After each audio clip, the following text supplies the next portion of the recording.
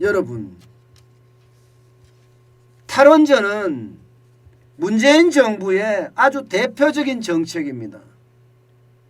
그래서 지난 몇십 년 동안 우리 국민 전체가 노력해서 원자력 산업이라는 걸 일으켰고요. 이 원자력 산업이 전 세계 1등이 됐습니다. 그런데 문재인 정부에서 쉽게 말하면 개박살 내버렸습니다.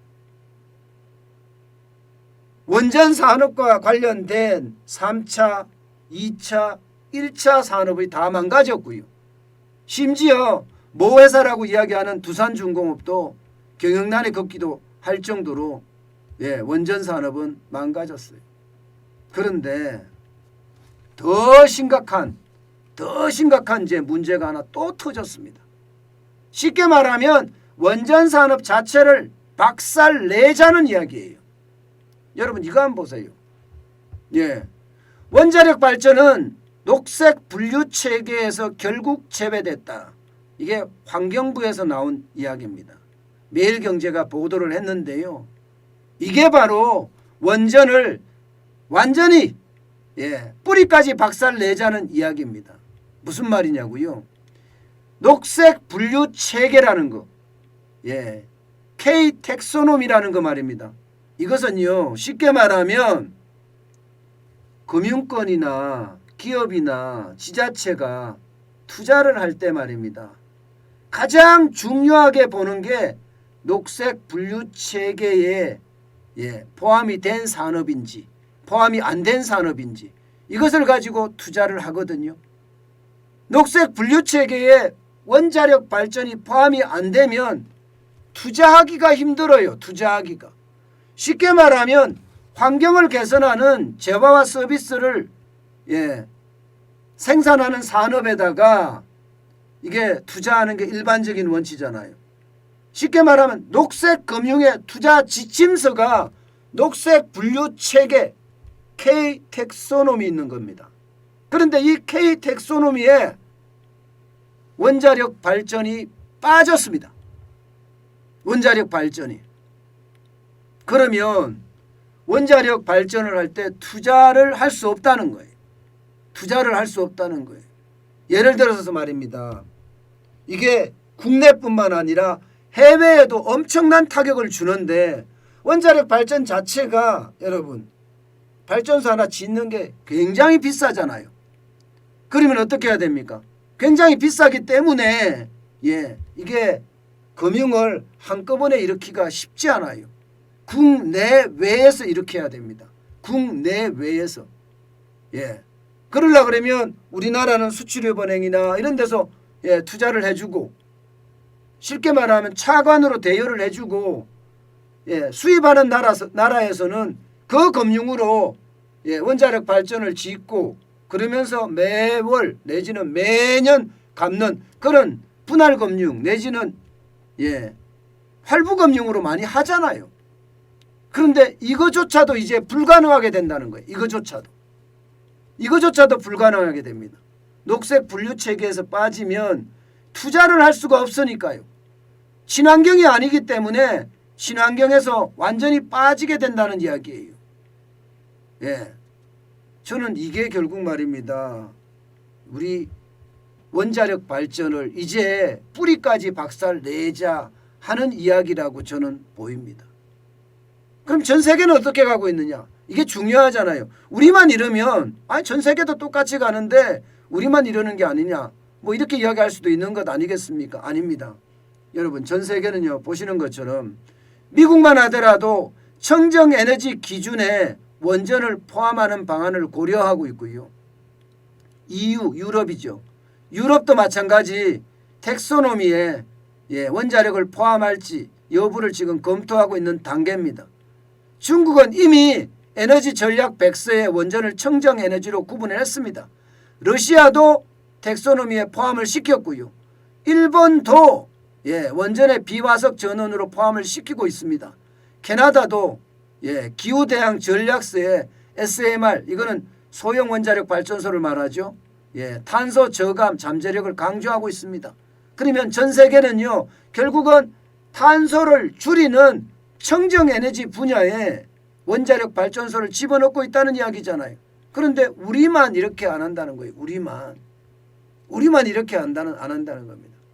저는 이런 걸 보면요, 야, 문재인 대통령의 온고집인 진짜 누구도 갈을 수가 없겠구나, 그런 생각이 들어요.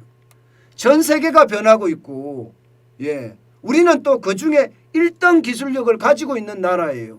그러면 탄력적으로 변해서 국가 이익을 취하고요, 그 국가 이익을 통해서 국민이 좀 더 잘 살 수 있게끔 만들어주는 그런 역할을 할 수도 있는 것 아니겠습니까? 지난 5년 내내 탈원전 하면서 원자력 산업만 쉽게 말하면 짓밟아 왔습니다. 그 정도로 고집을 한 번도 꺾지 않았어요. 여러분, 2017년 6월에 고리 1호기 영구 정지시켰죠? 2017년 12월입니다.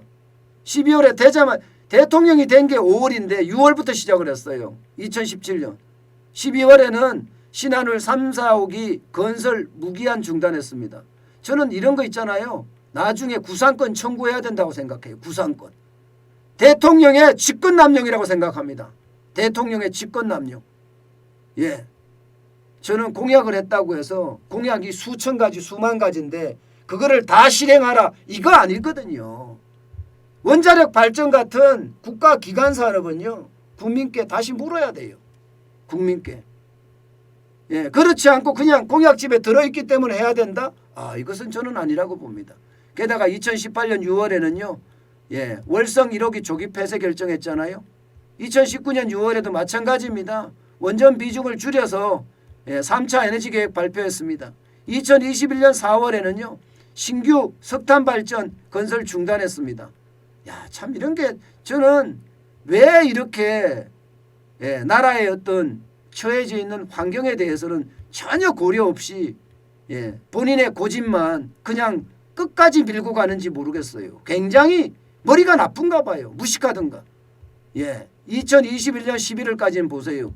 2050년 석탄 발전을 폐지하겠다, 이런 얘기까지 썼고요.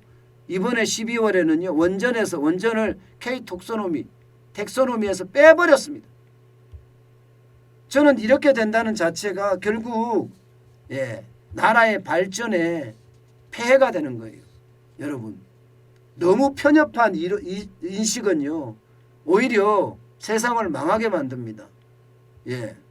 왜냐하면 나라의 지도자면 말입니다, 어느 한쪽에 치우쳐서는 안 될 거 아니에요. 어느 한쪽에. 어느 한쪽에 치우치면요, 그게 결국은요, 어떤 새로운 문제를 분명히 야기합니다. 지금 문재인 정부의 어떤 탈원전 정책은 결국 말입니다, 문재인 대통령의 시대착오적인 탈원전에 대한 집착 때문이 아닌가, 이런 생각을 해봅니다. 이렇게 되면요, 녹색금융에 우리가 빠지게 되잖아요. 결국 원전은 더 힘들어지고요, 이제 경쟁력마저도 다 망가질 수 있다, 이런 생각을 해봅니다. 여러분, 이 지표를 한번 보세요. 이 지표를 보면 진짜 무식하다. 이게 이념의 얼매여서 다른 거를 보지 못하는 청맹관이. 저는 이런 것 같아요. 문재인 정부가 온실가스 감축 목표 보세요. 대한민국이 지금 2030년까지 최고입니다.